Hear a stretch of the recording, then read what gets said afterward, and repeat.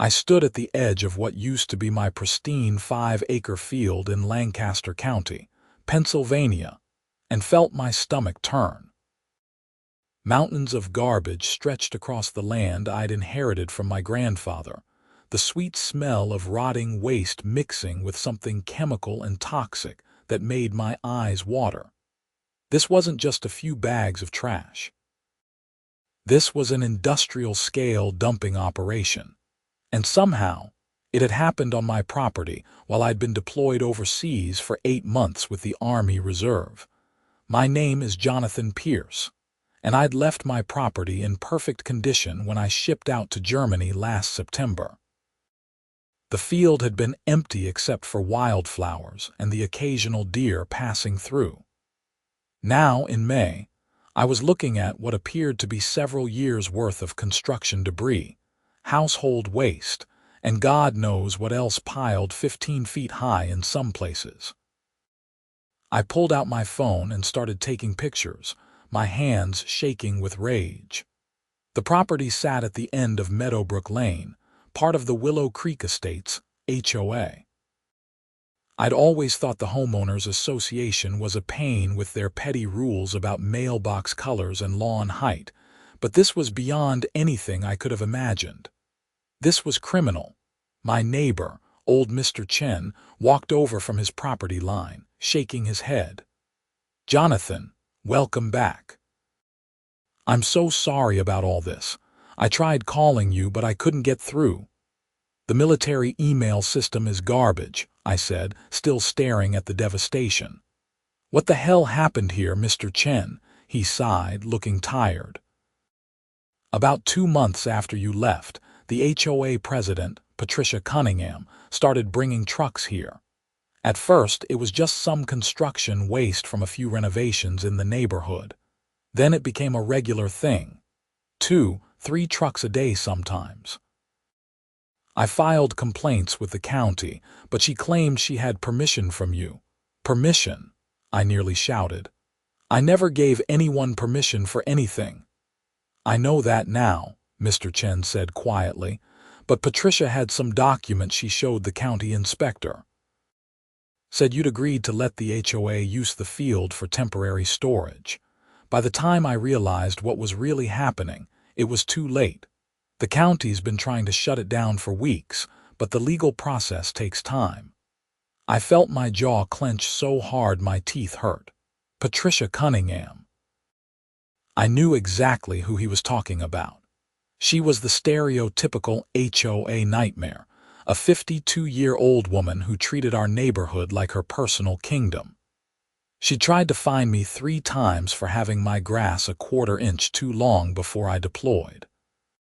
She drove a white Lexus SUV with a "Live, Laugh, Love" sticker and had that particular haircut that screamed, "I want to speak to your manager." "Where does she live?" I asked. Mr. Chen pointed down the street. "The big colonial with the fountain." "But Jonathan, maybe you should call a lawyer first. This is serious." He was right, but I was too angry to think straight.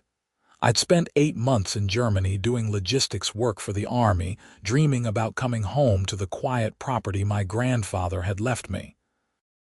Instead, I was looking at an environmental disaster that would probably cost hundreds of thousands to clean up.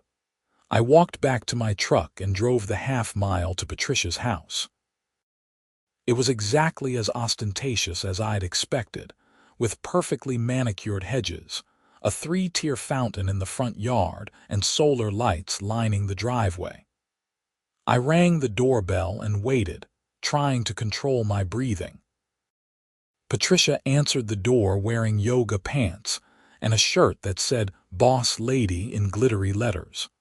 Her blonde hair was pulled back in a high ponytail, and she had that surprised look people get when they're caught off guard. "Jonathan, you're back early," she said, and I caught something in her voice. Fear, maybe, or guilt. "Early," I said, keeping my voice level. "I've been gone exactly 8 months, which is what I told you before I left. What I want to know is why my field looks like the county dump." She plastered on a smile that didn't reach her eyes. "Oh, that. Well, we had a vote at the HOA meeting, and it was decided that your unused land would be perfect for temporary storage of neighborhood renovation materials. It's all in the bylaws, Section 17, subsection B. Any unused property can be designated for community use with a majority vote. I stared at her, genuinely shocked at the audacity. That's not how property rights work, Patricia. You can't just vote to use someone else's private property. That's not legal anywhere in America. Well, I think you'll find that when you agreed to the HOA covenant, you gave us certain rights, she said, her voice taking on that condescending tone I'd heard her use on other neighbors. Perhaps you should have read the fine print before you left. I read every word of that covenant, I said, my anger rising. There's nothing in there that gives you permission to turn my land into a garbage dump. And Mr. Chen said you told the county I gave you permission.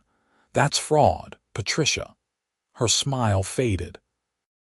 I think you should leave my property now, Jonathan. If you have concerns, you can bring them up at the next HOA meeting in June. No, I said firmly.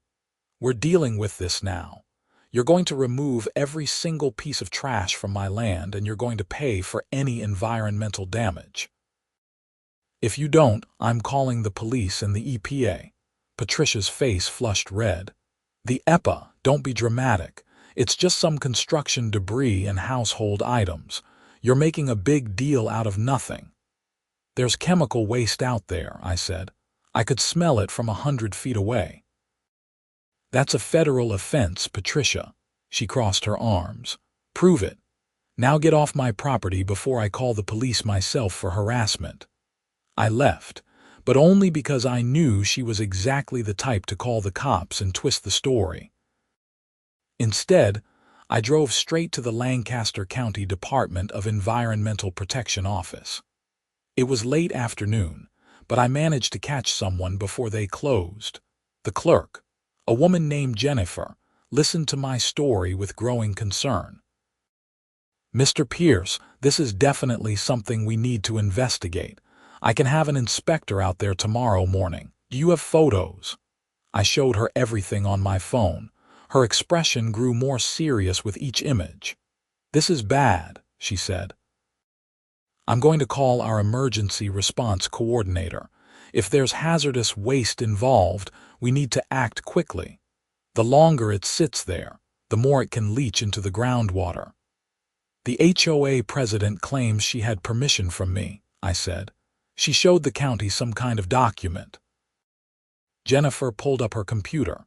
Let me check our records. After a few minutes of typing, she frowned. Yes, there's a form here signed by someone claiming to be you, giving the HOA permission to use the property for storage. But this was filed in October when you said you were already overseas. That's right, that's fraud. She forged my signature. Then we have a serious problem, Jennifer said. She picked up her phone. I'm calling the inspector now. Can you meet him at the property at 8 tomorrow morning? I agreed and left the office feeling slightly better. At least someone was taking this seriously. That night, I stayed at a hotel in downtown Lancaster because my small house on the property was surrounded by the smell of garbage.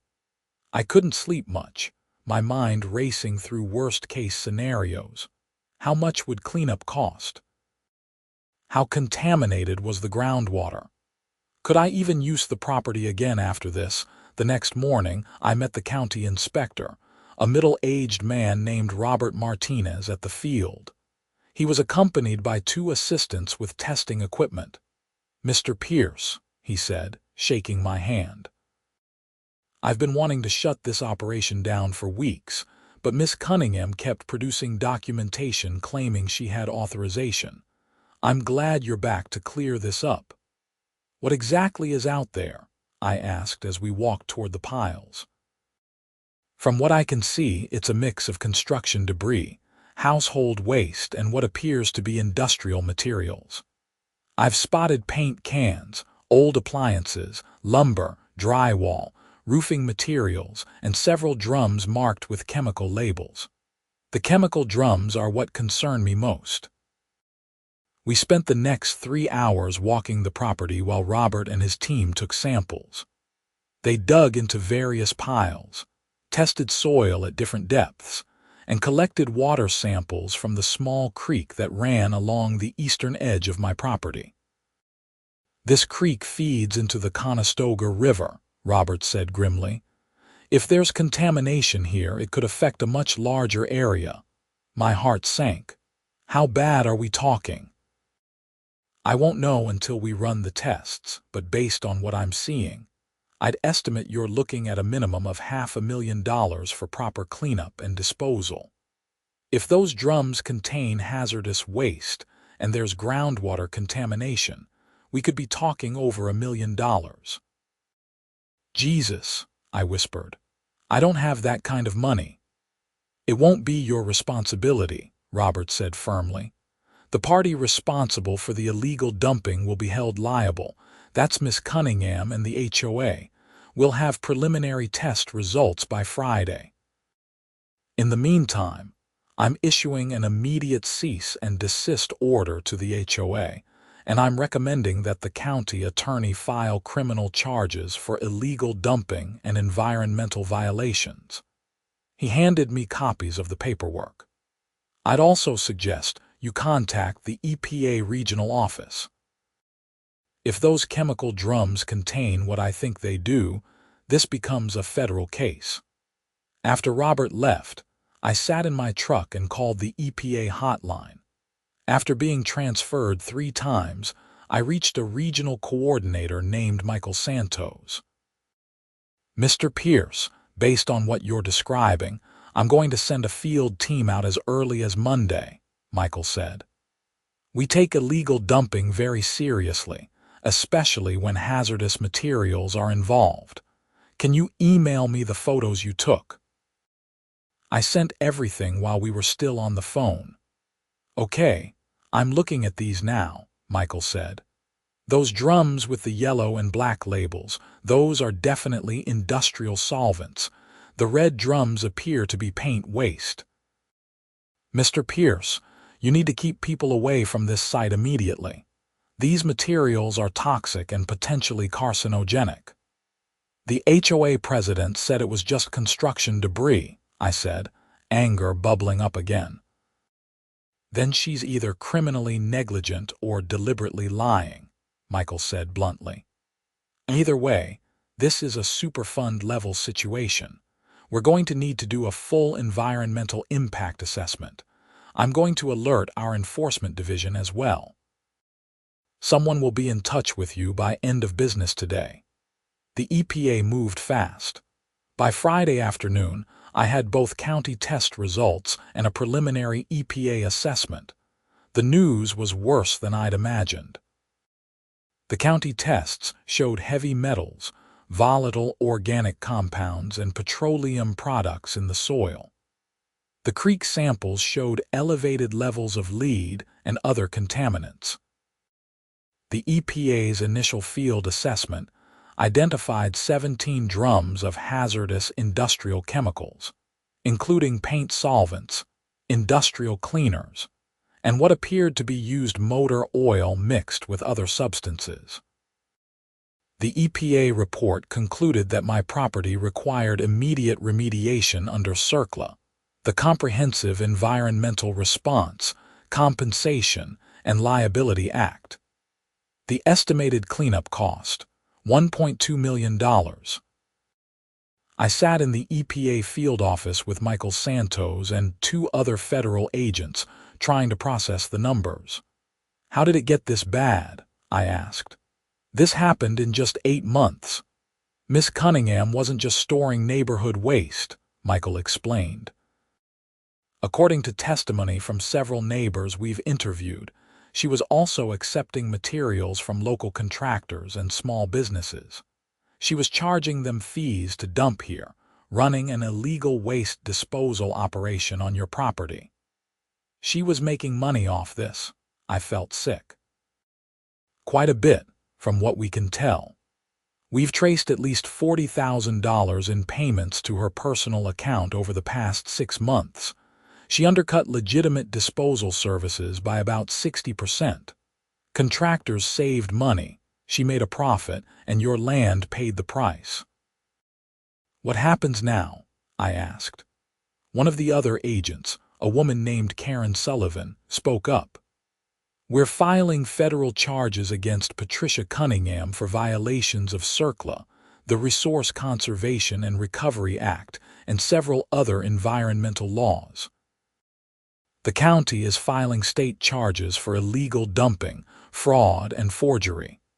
The U.S. Attorney's Office is also investigating wire fraud and racketeering charges related to the payment scheme. And the cleanup? I asked. The EPA will oversee the remediation, Michael said. We'll contract with specialized environmental cleanup companies. The cost will be billed to Miss Cunningham and the HOA as the responsible parties. If they can't pay immediately, we'll place liens on all HOA properties and Miss Cunningham's personal assets. This is a federal environmental crime. We take it very seriously. The next Monday, I watched as EPA contractors arrived with heavy equipment and hazmat suits. They set up a perimeter around my field, brought in portable labs, and began the painstaking process of cataloging every piece of waste. The local news picked up the story by Tuesday. I gave an interview to Lancaster Online, explaining what had happened. By Wednesday, it was regional news. By Thursday, CNN had sent a crew. I stood in front of the cameras and told my story. I served my country overseas, and I came home to find my property destroyed by an HOA president who thought she was above the law. This isn't just about property damage. This is about environmental crime, fraud, and the abuse of power by people who think they can do whatever they want. The story went viral.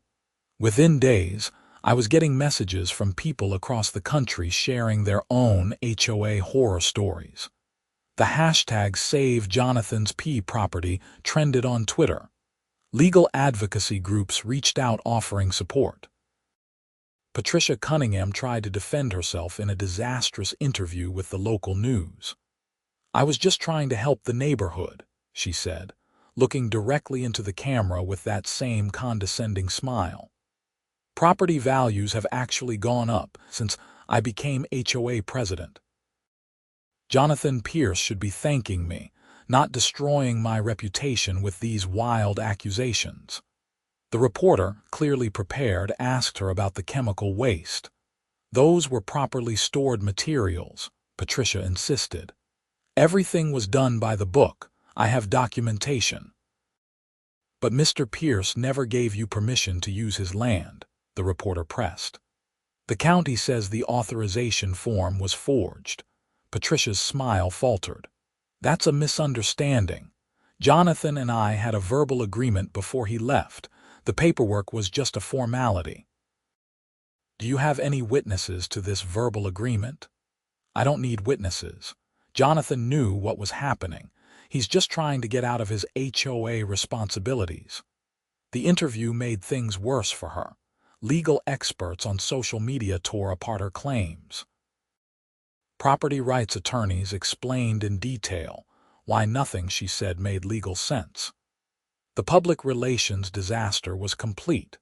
By the end of May, the EPA had removed 37 tons of contaminated soil from my property. The hazardous waste drums were properly disposed of at specialized facilities. The cleanup crew worked 12-hour days, carefully excavating the contaminated areas and replacing them with clean fill dirt. I spent most of my time documenting everything, working with lawyers and giving statements to various law enforcement agencies.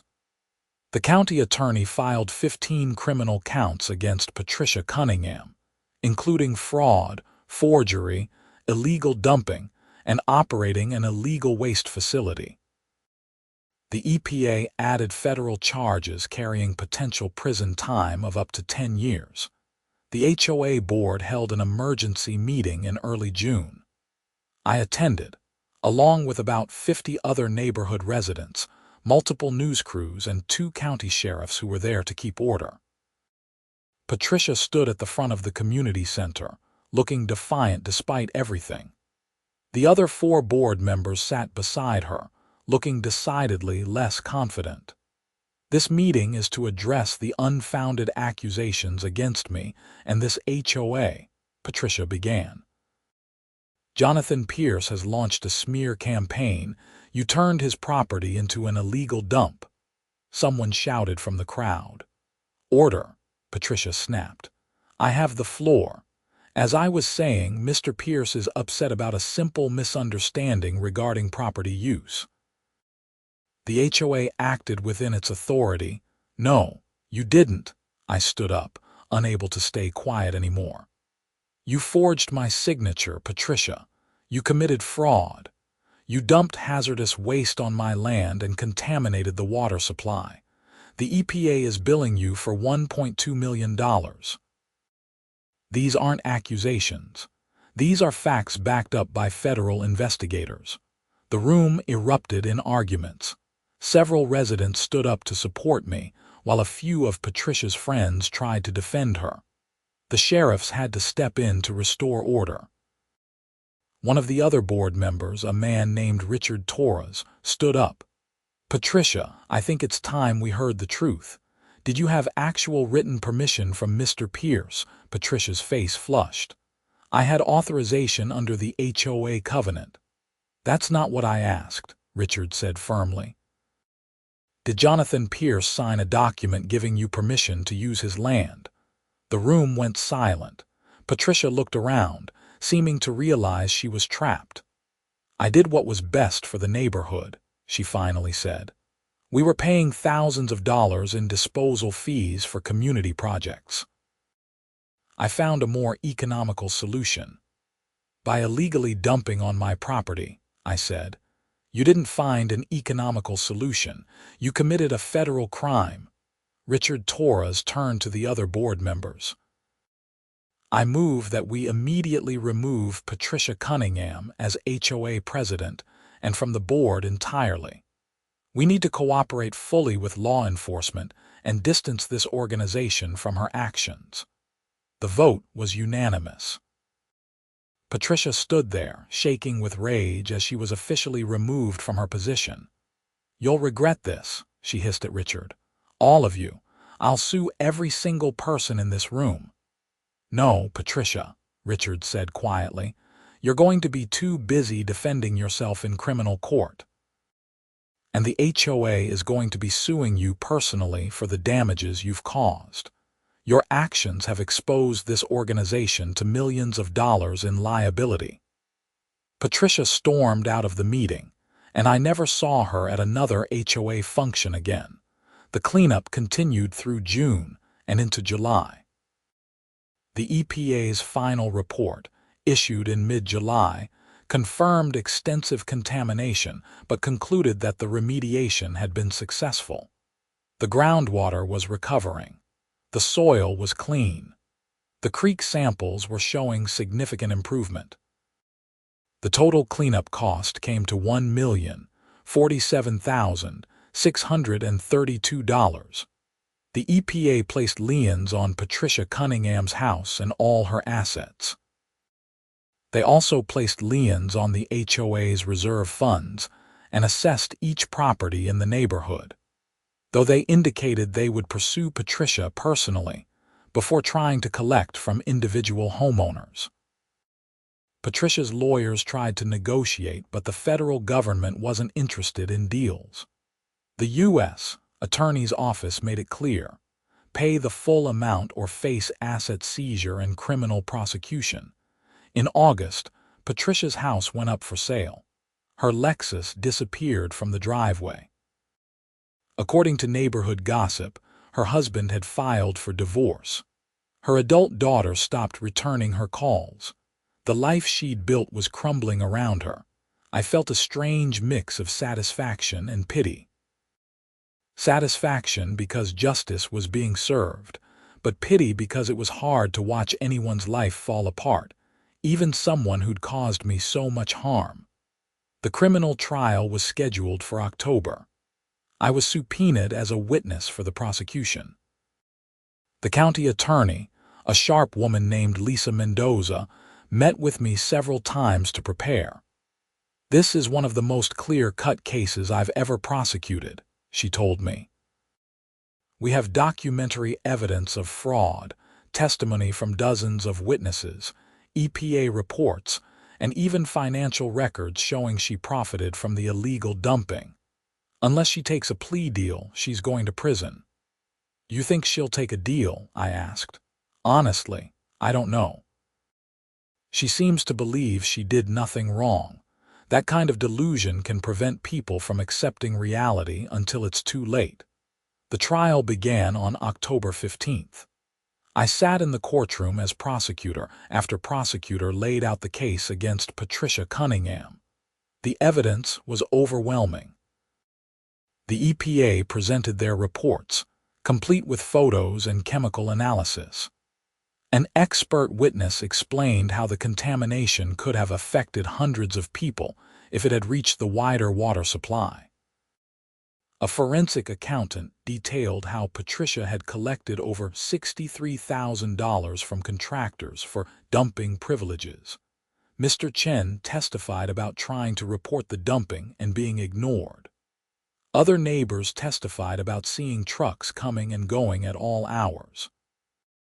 A handwriting expert testified that the signature on the authorization form was definitely not mine.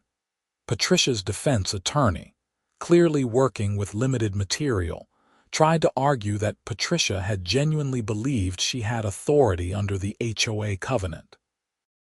He painted her as a dedicated community volunteer who made an honest mistake in her interpretation of property law. It didn't work. The jury deliberated for less than 4 hours before returning guilty verdicts on all 15 counts. At sentencing in November, Judge Margaret Foster didn't mince words. "Miss Cunningham, you have been found guilty of multiple serious crimes. You forged documents, committed fraud, illegally dumped hazardous waste, and endangered public health for personal profit. Your actions contaminated private property and threatened the water supply for hundreds of families. You showed no remorse throughout this trial and continue to blame others for your criminal choices." Patricia stood at the defense table, her face pale.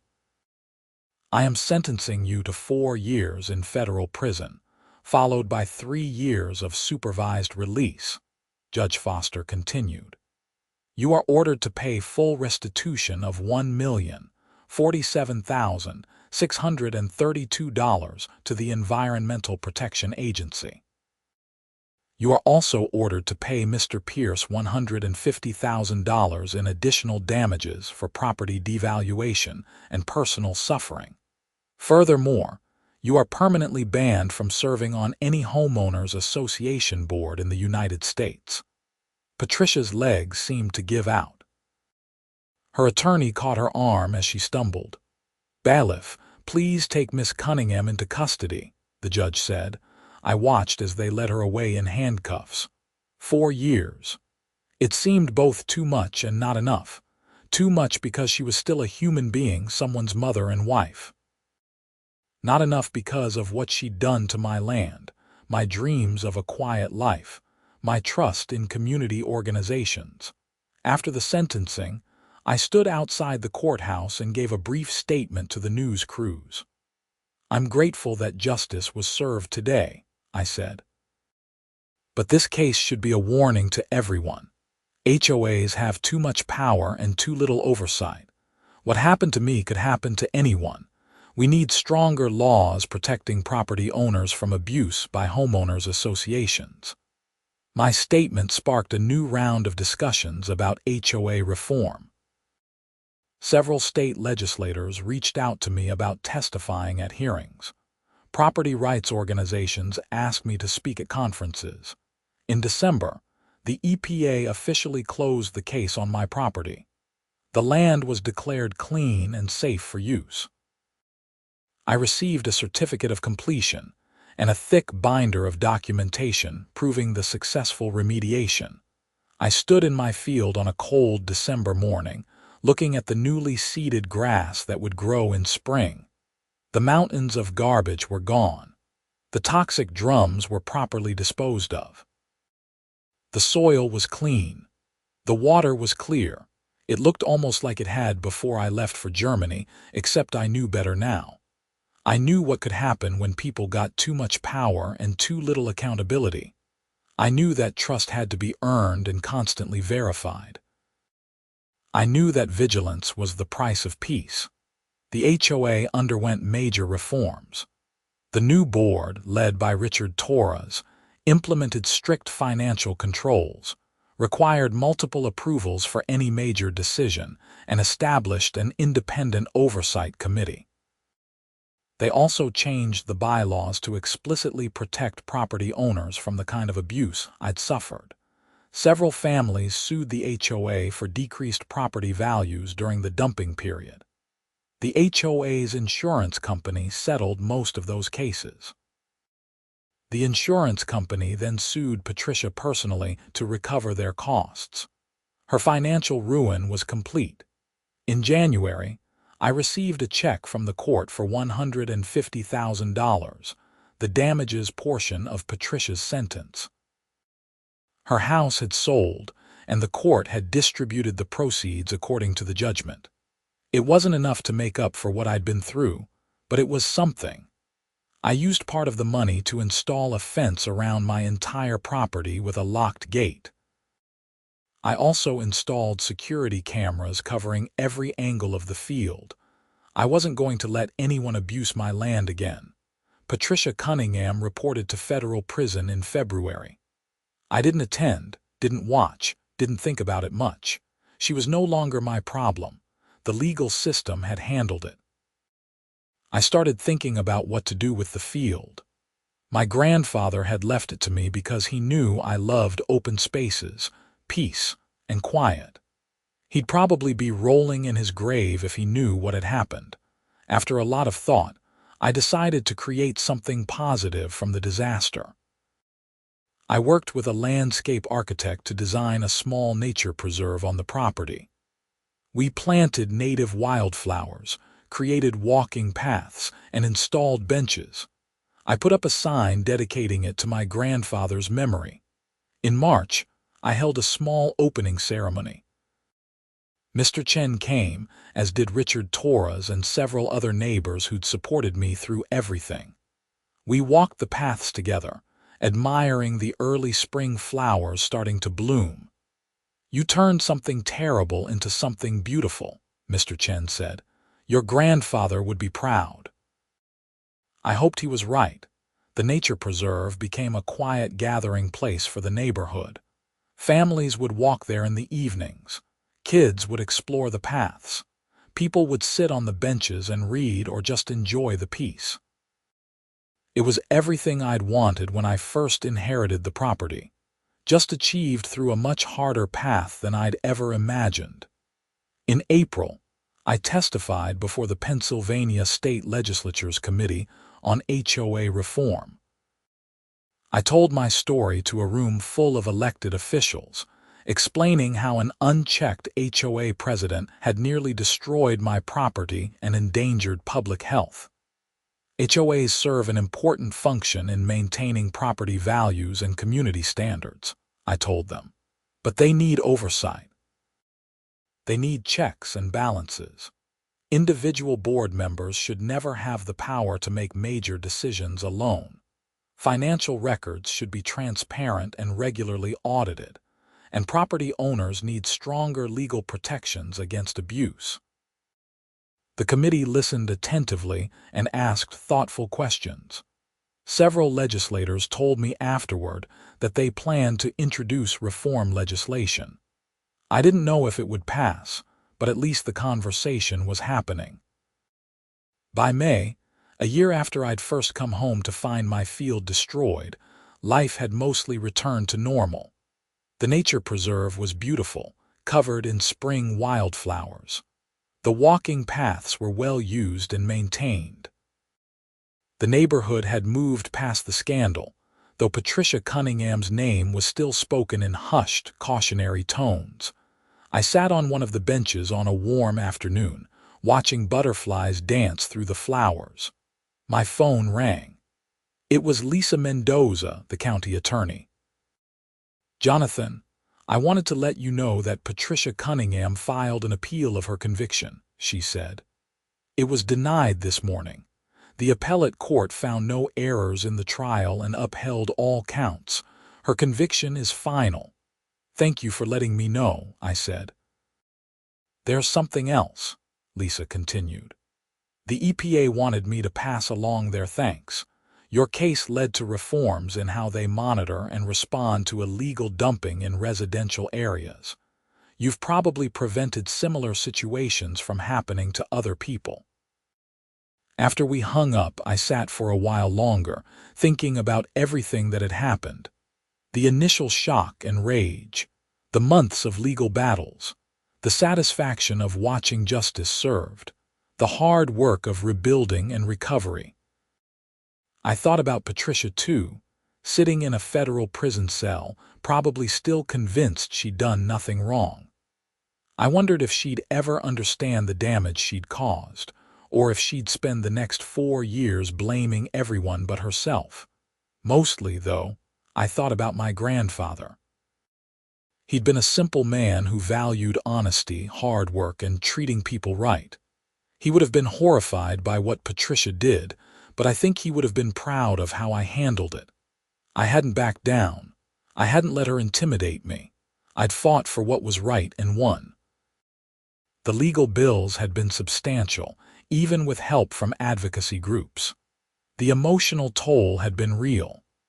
There were nights I couldn't sleep, days I felt overwhelmed by anger and frustration, but I'd come through it. Over the summer, the story continued to spread. I was invited to speak at property rights conferences across the country. I did interviews with national news outlets. A documentary filmmaker approached me about telling the story on film. Each time I told it, I emphasized the same points: accountability, oversight, and the need for stronger protections against HOA abuse. I heard from hundreds of people who'd had similar experiences, though few as dramatic as mine. The common thread was always the same: unchecked power leading to abuse. In August, Pennsylvania passed the Homeowner Protection Act, partly inspired by my case. The law required HOAs to carry liability insurance, mandated regular independent audits, limited individual board member authority, and created a state-level complaint process for homeowners who felt they'd been treated unfairly. Governor Shapiro invited me to the signing ceremony in Harrisburg. I stood behind him as he signed the bill into law, surrounded by other homeowners who'd advocated for reform. It felt like a culmination of everything I'd been through, turning personal tragedy into systemic change. The nature preserve continued to grow and evolve. I added a small pond that attracted frogs and birds. Local schools started bringing students for nature walks. It became exactly what I'd hoped: a peaceful place for the community to enjoy. Richard Torres stopped by one evening in September while I was working on the pond area. "Jonathan, the HOA board wanted me to formally apologize on behalf of the organization," he said. "What Patricia did was unconscionable. We should have been paying closer attention to her actions. We failed you. You removed her as soon as you understood what happened," I said. "That's what mattered. Still, we're sorry. The organization is implementing the reforms you suggested. We're trying to make sure nothing like this ever happens again in Willow Creek Estates." We shook hands, and I felt something release in my chest. Forgiveness, maybe, or just the ability to move forward without carrying all that anger. In October, I attended a support group meeting for people who'd been victims of HOA abuse. About 20 people sat in a circle in a community center in Lancaster, sharing their stories. Some had lost their homes over unpaid fines for trivial violations. Others had been harassed for years over minor disputes.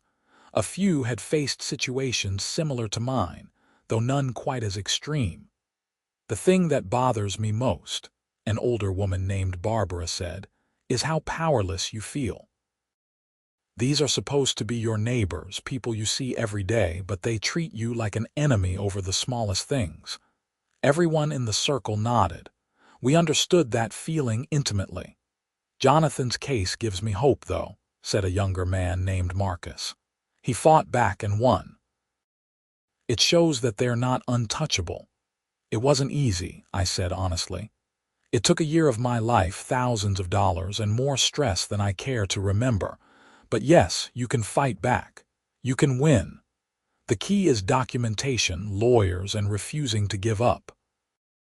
The meeting ended with people exchanging contact information and promising to support each other. I left feeling like I'd found my community, not in the HOA that was supposed to serve us, but in the people who'd survived its abuses. Patricia Cunningham became eligible for early release consideration in November after completing various prison programs.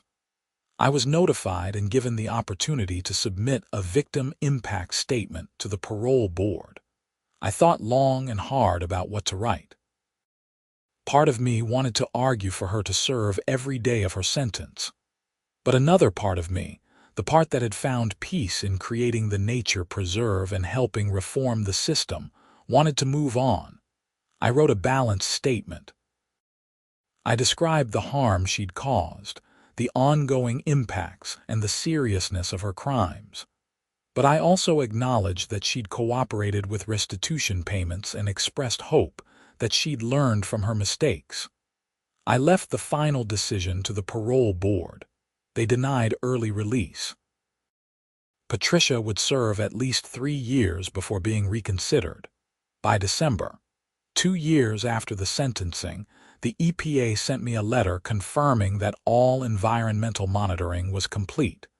The quarterly water testing had consistently shown clean results. The soil samples were normal. The wildlife had returned. The creek was healthy. My property was officially no longer a Superfund site. It was just land again, beautiful and clean and mine. I hosted a small celebration at the nature preserve, inviting everyone who'd helped me through the ordeal. Mr. Chen came, as did Richard Torres, Lisa Mendoza, Michael Santos from the EPA, and several reporters who'd covered the story. We toasted with sparkling cider as the sun set over the field. "To justice," Mr. Chen said, raising his glass. "To accountability," Lisa added. "To new beginnings," I said, and everyone drank. As the year turned and 2027 began, I found myself in a strange place emotionally. The anger was mostly gone, replaced by something quieter and more sustainable. Determination, maybe. Purpose. I continued speaking about HOA reform, testifying at hearings in other states, doing interviews, and helping individual homeowners navigate disputes with their associations. It became almost a second career, unpaid but deeply satisfying. The nature preserve became regionally known. Hiking groups added it to their route lists. Bird watchers came to photograph the species that had returned. Local artists asked permission to paint there. It was no longer just my grandfather's field or my property. It was a community resource, a place of beauty and peace.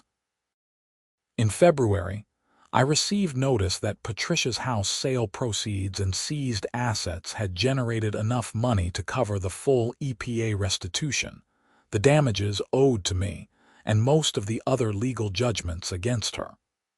The financial debt was nearly settled. I thought about what that meant. The money could never undo what happened, but it represented accountability. She'd broken the law and she'd paid the price. The system, however slowly and imperfectly, had worked. In March, Richard Torres asked me to attend an HOA board meeting.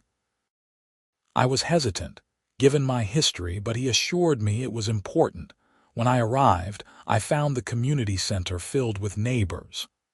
The board sat at a table in front, with Richard at the center.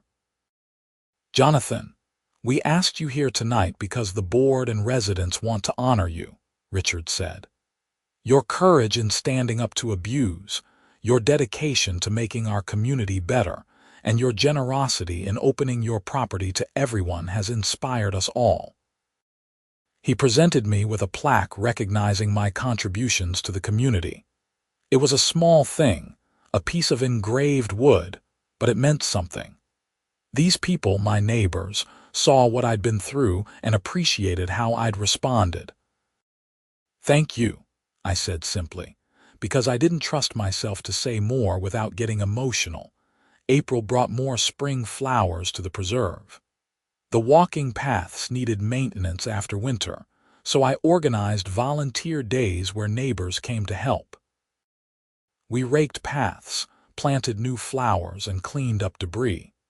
It became a monthly tradition, bringing the community together in a positive way. During one of these volunteer days, a young family approached me. The father, whose name was David, had brought his 2 kids to help. "Mr. Pierce, I just wanted to thank you," David said while his children pulled weeds nearby. "We moved here after everything happened with the HOA. We chose this neighborhood specifically because of the reforms that were put in place after your case. We knew it would be a safe, accountable community. You made that possible." His words hit me harder than I expected.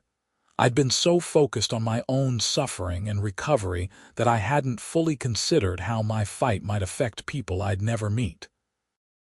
This family felt safe because I'd refused to back down. That mattered. In May, 3 years after I'd first come home to find my field destroyed, I stood in the same spot where I'd taken those first horrified photos. The difference was stark. Where there had been mountains of garbage, now wildflowers bloomed in waves of color.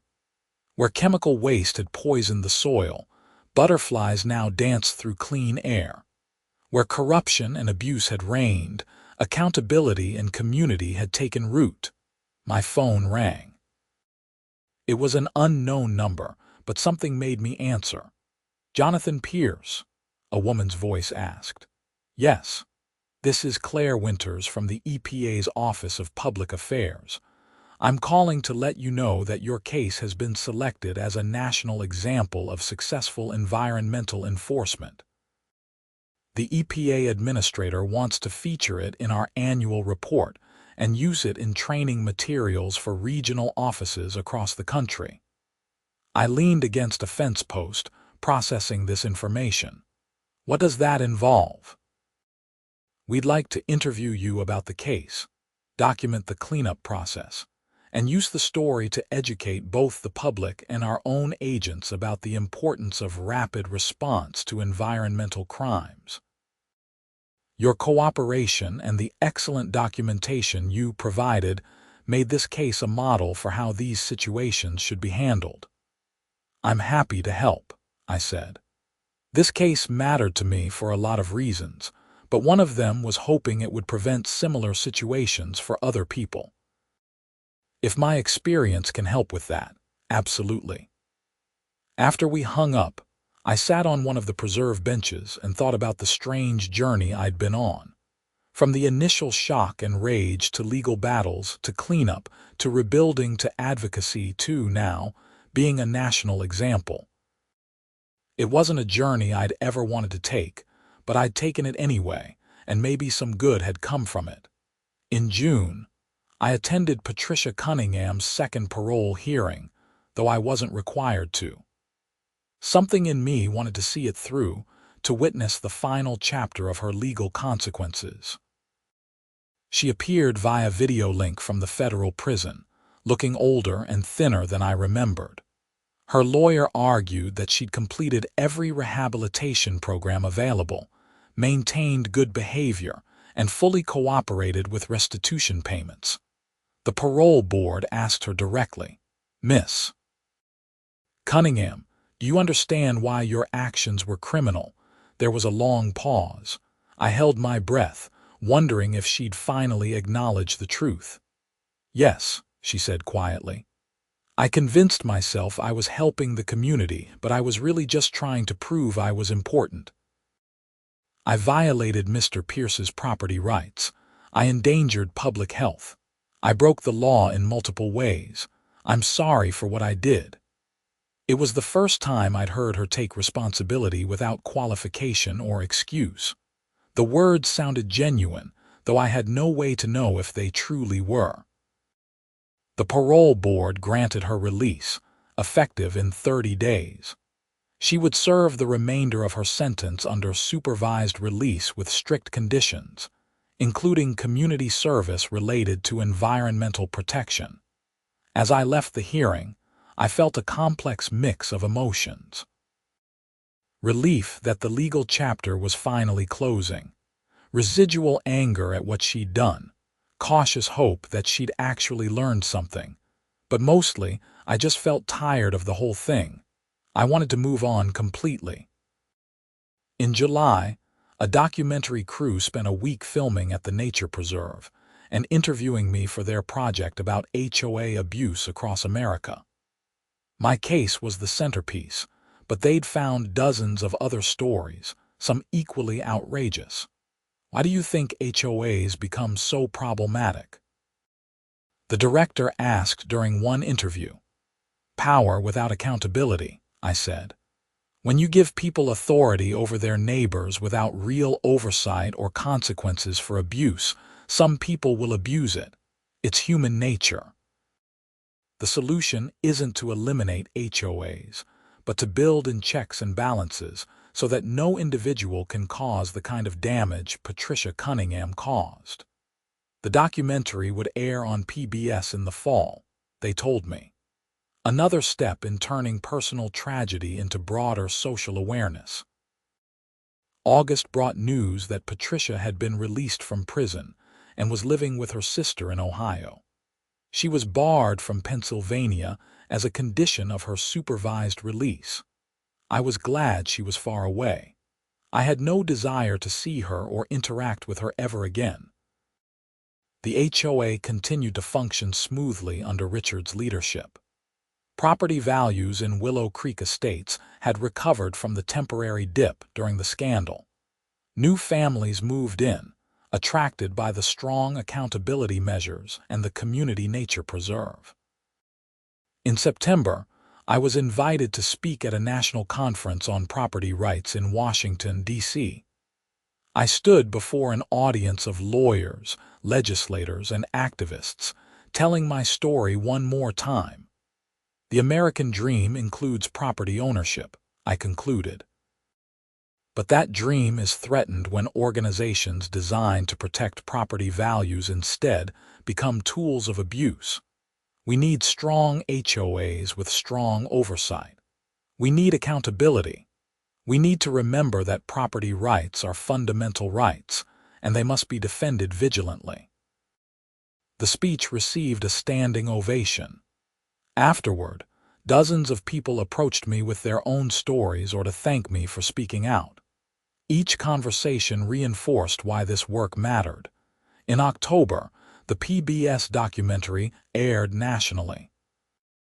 I watched it at home with Mr. Chen and a few close friends. Seeing my story presented so thoroughly, with context from experts and other victims, made me realize how much the case had represented larger systemic issues. The documentary sparked renewed national conversation about HOA reform. Several states announced they were reviewing their HOA regulations. Property rights organizations reported surges in membership and donations. Change was happening, slowly but surely. In November, I received a letter forwarded through the parole office. It was from Patricia Cunningham. My first instinct was to throw it away unread, but curiosity won. The letter was handwritten, neat but simple. She wrote about her time in prison, the therapy she'd undergone, and her gradual realization of how wrong she'd been. She described the shame she felt, and the damage she'd done to her own family. She ended with an apology. "I know this letter can't undo anything," she wrote. "I know you have no reason to forgive me or even believe this is genuine, but I wanted you to know that I understand now what I did. I stole your peace, violated your property, endangered the community, and nearly destroyed a precious piece of land. I'm truly sorry, Jonathan. I hope you've been able to rebuild and find happiness despite what I did to you." I read the letter 3 times, trying to decide how I felt. Was it genuine? Maybe. Did it matter? I wasn't sure. Forgiveness was complicated. I didn't hate her anymore, but I couldn't forget what she'd done either. I filed the letter away and decided not to respond. Some chapters needed to close without final words. December brought the first snow to the nature preserve. The walking paths looked beautiful, covered in white, pristine and peaceful. I installed bird feeders along the trails and watched as cardinals and blue jays came to feast. On Christmas Eve, I stood in the field as snow fell gently around me. 4 years had passed since I'd first come home to find everything destroyed. 4 years of fighting, rebuilding, advocating, and healing. The field was beautiful again. The community was stronger. The legal system had worked. Reforms were spreading across the country. I turned personal disaster into something meaningful. My grandfather used to say that character wasn't about avoiding problems, but about how you handled them when they came. I thought about that as I watched the snow fall. I'd been tested in ways I never expected, and I'd risen to the challenge. Not perfectly, not without anger and frustration and dark days, but I'd risen. As 2027 turned to 2028, I found myself in a place of genuine peace. The nature preserve thrived. My advocacy work continued, but at a more sustainable pace. The legal battles were truly over. Patricia Cunningham was someone else's responsibility now, monitored by parole officers and dealing with her own life far away from Pennsylvania. In January, Richard Torres announced he was stepping down as HOA president after serving for 3 years. The board held elections, and to my surprise, several neighbors asked me to run. I declined. I'd fought the HOA and reformed it, but I had no desire to run it. That chapter of my life was closed. Besides, I had other work to do. The EPA invited me to join an advisory committee on illegal dumping prevention. I accepted, seeing it as a way to use my experience to help develop better policies and procedures. The work was technical and sometimes tedious, but it felt important. In March, I met with a class of environmental science students from Franklin and Marshall College. They came to tour the nature preserve and hear about the case. Standing before these young people, explaining what had happened and how I'd responded, I felt like I was investing in the future. The most important thing, I told them, is to never assume someone else will solve the problem. When I saw what Patricia Cunningham had done, I could have given up. I could have assumed it was too big to fix. But I documented everything, contacted the right authorities, and refused to back down. That's how change happens, one person deciding to fight for what's right. One student asked, "Do you regret buying property in an HOA?" I thought about it. Before all this, I would have said yes. The HOA seemed like nothing but petty rules and annoying restrictions. But now, I don't know. The HOA wasn't the problem. Patricia Cunningham was the problem. And the response to her actions showed me that most people in the community were good people who wanted accountability and fairness. So no, I don't regret it. I just wish I'd been more vigilant from the start. In April, Pennsylvania's reformed HOA law had been in effect for a year. The state released a report showing significant decreases in HOA-related complaints and legal disputes. The oversight mechanisms were working. Independent audits had caught several cases of financial mismanagement, before they became crises. Property owners felt more protected. The report specifically cited my case as the catalyst for reform and thanked me for my advocacy. It was gratifying to see concrete results from all the testimony and speeches. In May, 5 years after the initial disaster, I organized an anniversary event at the nature preserve. I invited everyone who'd been part of the journey: Mr. Chen, Richard Torres, Lisa Mendoza, Michael Santos, Robert Martinez, and dozens of neighbors who'd supported me. We gathered in the field on a beautiful spring afternoon. The wildflowers were in full bloom, exactly as they'd been when I first inherited the property from my grandfather. Except now there were walking paths and benches and a small pond, and a sign dedicating it all to his memory. 5 years ago, I came home to a nightmare, I said to the gathered crowd. Today, I'm standing in a dream. This place is beautiful because all of you fought for accountability and justice. This community is strong because you demanded reform. Thank you for standing with me. Mr. Chen spoke next, his voice emotional. Jonathan could have let anger consume him. Instead, he built something beautiful.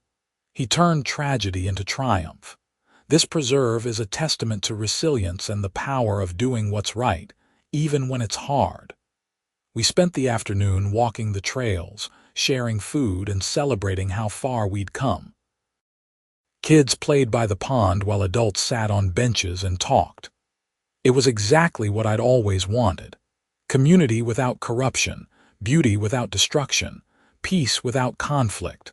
As the sun set and people began to leave, I stood alone in the field one last time. I thought about my grandfather who'd loved this land and left it to me. I thought about Patricia Cunningham, somewhere in Ohio trying to rebuild her life. I thought about the journey from disaster to recovery to advocacy to peace.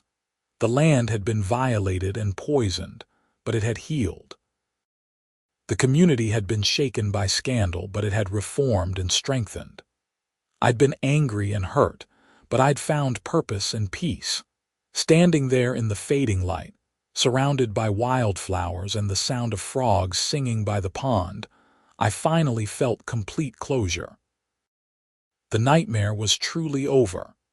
The dream was real. I walked back to my house as the last light faded from the sky, ready to continue the work of maintaining the preserve, advocating for reform, and living the quiet life my grandfather had wanted for me.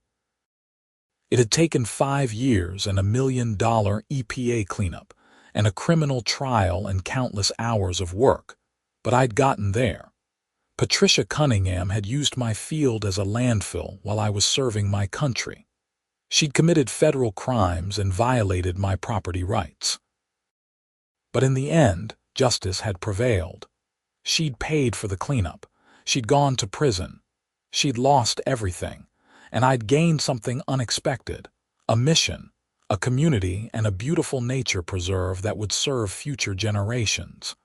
The EPA had billed her for the $1 million cleanup. The courts had held her accountable. The system had worked. As I sat on my porch that night, looking out at the dark field where lights from fireflies were beginning to dance, I felt something I hadn't felt in 5 years: pure, uncomplicated contentment. The battle was over. The land was healed. Justice had been served. Tomorrow, I'd wake up and continue the work of maintaining the preserve, helping other homeowners fight HOA abuse, and serving on the EPA Advisory Committee.